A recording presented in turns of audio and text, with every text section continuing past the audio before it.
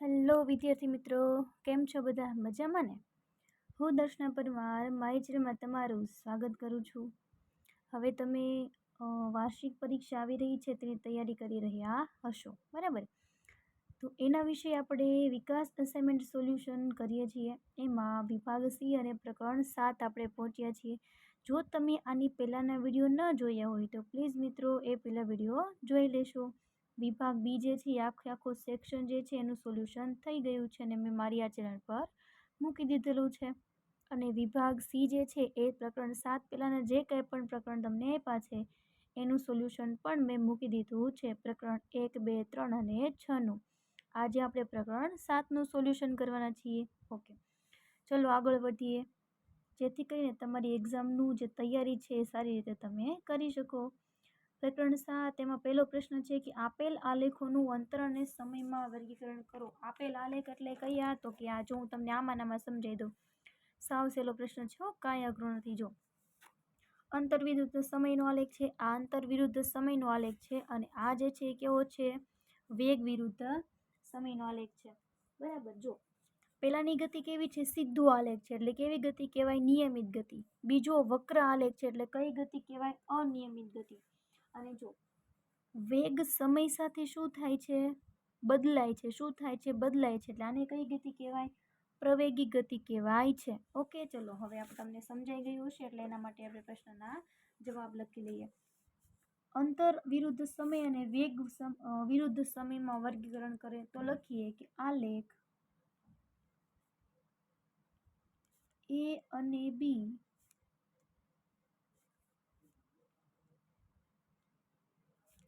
અંતર વિરુદ્ધ સમયના છે, જ્યારે આલેખ સી એ વેગ વિરુદ્ધ સમયનો છે. જો થઈ ગયું વર્ગીકરણ. પહેલા બે અંતર વિરુદ્ધ સમયના છે અને ત્રીજો જે છે એ વેગ વિરુદ્ધ સમયનો છે. એની પછીનો બીજો પ્રશ્ન છે કે આપેલ ત્રણેય આલેખ કયા પ્રકારની ગતિ દર્શાવે છે? તો આલેખ એની વાત કરીએ, બરાબર. આલેખ એ કયો છે? તો કે અંતર વિરુદ્ધ સમયનો છે. અને મેં કીધું હતું ને સીધી લાઈન છે, એટલે કઈ ગતિ દર્શાવે છે? તો કે નિયમિત ગતિ દર્શાવે છે. કઈ ગતિ? નિયમિત ગતિ. શા માટે નિયમિત ગતિ? કારણ કે આલેખ કેવો છે? સીધી રેખા છે, એટલા માટે નિયમિત ગતિ. આપણને ખબર પણ હોવી જોઈએ ને. પછી બીજું આલેખ બી માટે જોઈએ. એ કેવી ગતિ દર્શાવે છે? અનિયમિત ગતિ. શા માટે અનિયમિત ગતિ ભાઈ? કારણ કે આલેખ કેવો છે? વક્ર છે. કેવો છે? આલેખ વક્ર છે. અને ત્રીજું એમાં આલેખ સી જે છે એ કેવી ગતિ દર્શાવે છે? પ્રવેગી ગતિ. શા માટે પ્રવેગી ગતિ? કારણ કે વેગ સમય સાથે વધે છે અથવા તો બદલાય છે, બરાબર. હાલો પછી આ બાજુ બીજો પ્રશ્ન જોઈએ. વેગ વિરુદ્ધ ઝડપ આપ્યું છે.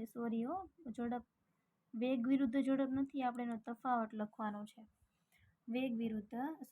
વેગ અને ઝડપનો આલેખ આપણે જોઈએ એટલે વિરુદ્ધ એમ બોલાઈ જાય. પેલું લખીએ એની વ્યાખ્યા કે વેગ એ સમય સાથે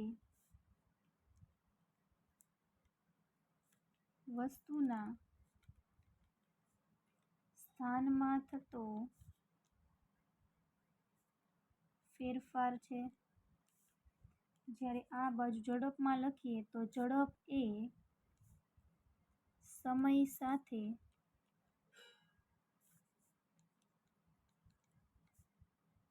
વસ્તુ દ્વારા કપાયેલું અંતર છે. બીજો પોઈન્ટ લખીએ કે વેગ એ સદિશ રાશિ છે. જ્યારે ઝડપ એ કેવી હશે? તો કે લખીએ કે ઝડપ એ અદિશ રાશિ છે. પછી લખીએ કે વેગ, દિશા અને મૂલ્ય બંને ધરાવે છે. વેગ અને દિશા બંને જે છે વેગમાં હોય, પણ ઝડપ હોય ને ઝડપ એ માત્ર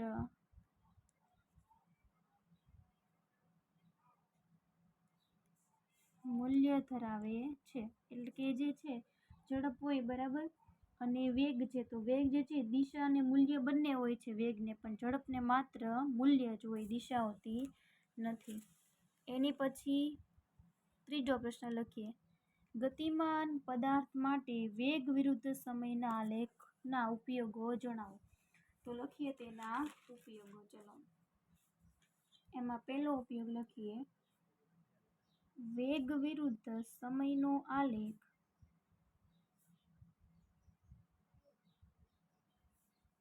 પદાર્થની ગતિ વિશે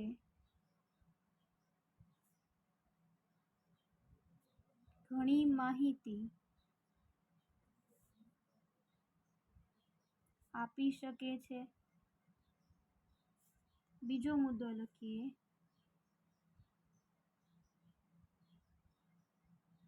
વેગ વિરુદ્ધ સમયના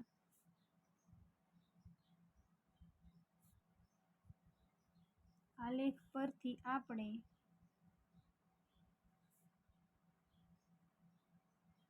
પદાર્થનો પ્રવેગ, પ્રતિપ્રવેગ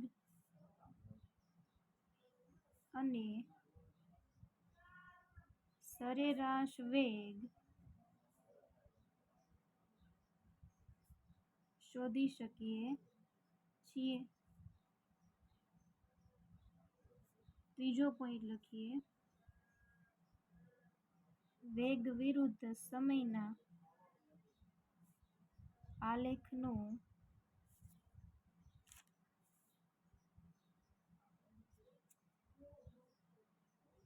ઢાળ પ્રવેગ આપે છે. આ ખાસ ધ્યાન રાખજો, યાદ રાખજો. હા, વેગ વિરુદ્ધ સમયનો આલેખ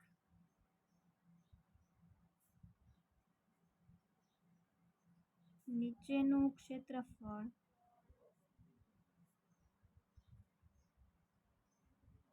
પદાર્થ દ્વારા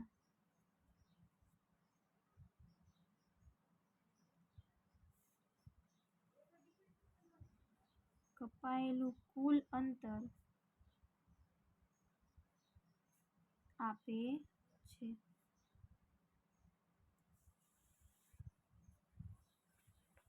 ઓકે, અહીંયા પ્રશ્ન પૂરો થઈ ગયો. ચોથો પ્રશ્ન લખીએ. ચલો, અંતર સમયના આલેખના ઉપયોગો. ઓકે, પેલા વેગ વિરુદ્ધ સમયના લખ્યા, હવે અંતર વિરુદ્ધ સમયનો લખીએ. તો લખીએ, અંતર વિરુદ્ધ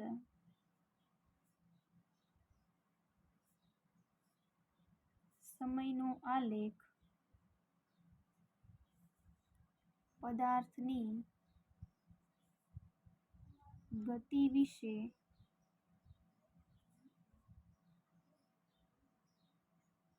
માહિતી આપી શકે છે. બીજો મુદ્દો લખીએ, એમાં અંતર વિરુદ્ધ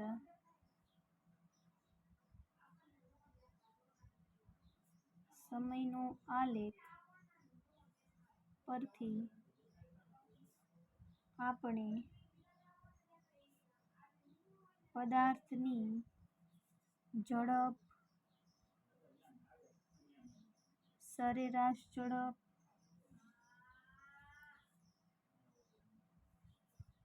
ગતિનો પ્રકાર,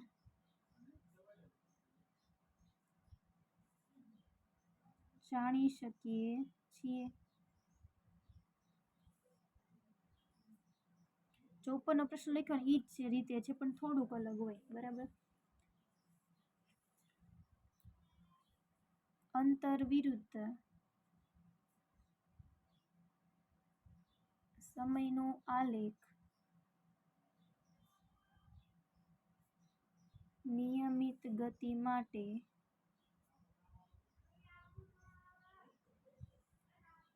સીધી રેખા મળે છે અને અનિયમિત ગતિ માટે અંતર વિરુદ્ધ સમયનો આલેખ વક્ર મળે છે. આટલા એના ઉપયોગો છે. બરાબર. ઓકે, એની પછીનો છેલ્લો તમારો પ્રશ્ન નંબર 5 જોઈ લઈએ. ચલો, પ્રવેગનું માત્ર સૂત્ર લખો. ઓકે, હાલો, માત્ર સૂત્ર પૂછ્યું છે તો આપણે લખીએ. ચલો, કે પ્રવેગ એ બરાબર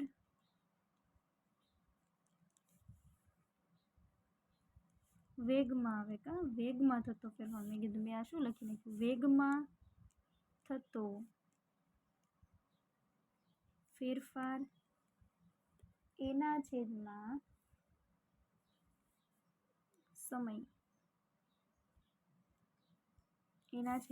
સમય ડેલ્ટા વી ના છેદમાં ડેલ્ટા ટી પણ તમે લખી શકો છો. આ એનું સૂત્ર થઈ ગયું. એની પછી આપણે શું પૂછ્યું છે તે પરથી પ્રવેગી ગતિ. ઓકે, હાલો, પ્રવેગી ગતિ વિશે થોડુંક લખી નાખીએ. ચલો, જ્યારે કોઈ પદાર્થનો વેગ લખીએ, જ્યારે કોઈ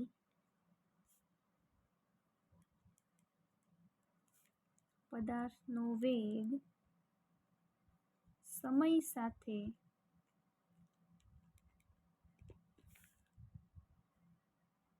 વધે છે, એક સરખા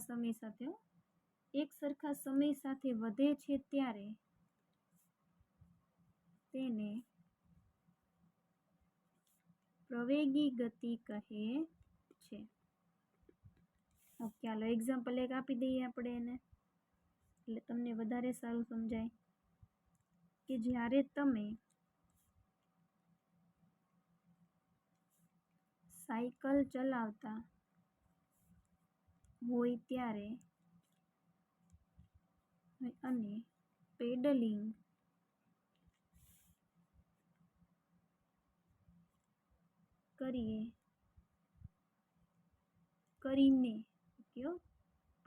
કરીને જ્યારે તમે સાયકલ ચલાવતા હોય અને પેડલિંગ કરીને ગતિ વધારો છો, ત્યારે તમારી ગતિ જે છે એ ગતિ કઈ હશે? કયો જોઈ મને? તો કે પ્રવેગી ગતિ હશે. કેવી ગતિ હશે? પ્રવેગી ગતિ કહેવાય. આ ઉદાહરણ તરીકે પણ મેં તમને અહીંયા સમજાવી દીધું. અને આની કરતાં વધારે ઉદાહરણ જો તમને આવડતા હોય તો મને કમેન્ટમાં જરૂરથી જણાવજો કે પ્રવેગી ગતિના બીજા કયા ઉદાહરણ તમે લખી શકો છો. પછી પ્રતિપ્રવેગી ગતિ. ઓકે, હાલો, આ એની વિરુદ્ધની ગતિ એટલે પ્રતિપ્રવેગી ગતિ. બીજું એમાં કાંઈ ન હોય. લખીએ. ચાલો, જ્યારે કોઈ પદાર્થનું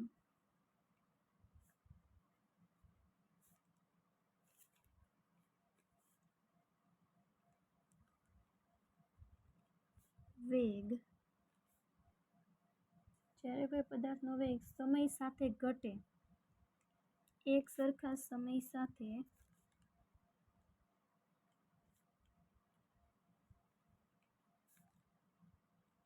ત્યારે તેને પ્રતિપ્રવેગી ગતિ કહે છે. એક એક્ઝામ્પલ આપી દઉં તમને. આપણે ઉપર સાયકલ લીધું હતું ને, તો આમાં પણ એનું એ જ લખું. બરાબર, એટલે તમને સરળતાથી સમજી શકો તમે, એટલા માટે લખું. જો, જ્યારે તમે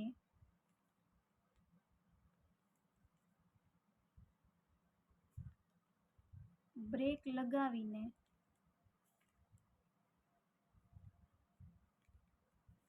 સાયકલની ગતિ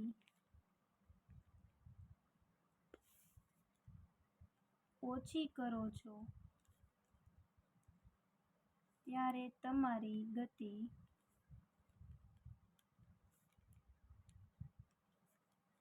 પ્રતિ પ્રવેગી ગતિ કહેવાય. હવે છેલ્લો પ્રશ્ન છે કે પ્રવેગનું એકમ જણાવો. તો લખીએ કે પ્રવેગનું એકમ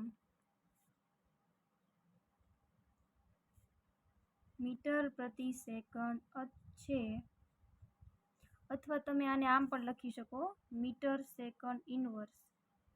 મીટર પ્રતિ સેકન્ડ સ્ક્વેર થાય કા, મીટર સેકન્ડ -2 ઘાત. એને તમે આમ પણ લખી શકો છો અને આમ પણ લખી શકો છો, બરાબર. અને તે કેવી રાશિ છે? તો કે તે સદિશ રાશિ છે. કેવી રાશિ છે? તે સદિશ રાશિ છે, બરાબર. તો એનો જે પ્રશ્ન જે છે એ આ રીતે અહીંયા લખવામાં આવશે. ઓકે, ચલો.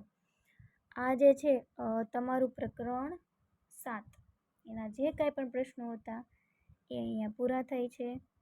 સરસ મજાને અહીંયા આપણે કરી લીધા છે, પ્રશ્નોનો જવાબ લખી લીધા છે. છતાં તમને આમના પ્રશ્ન હોય તો તમે મને કમેન્ટ કરીને જણાવી શકો છો.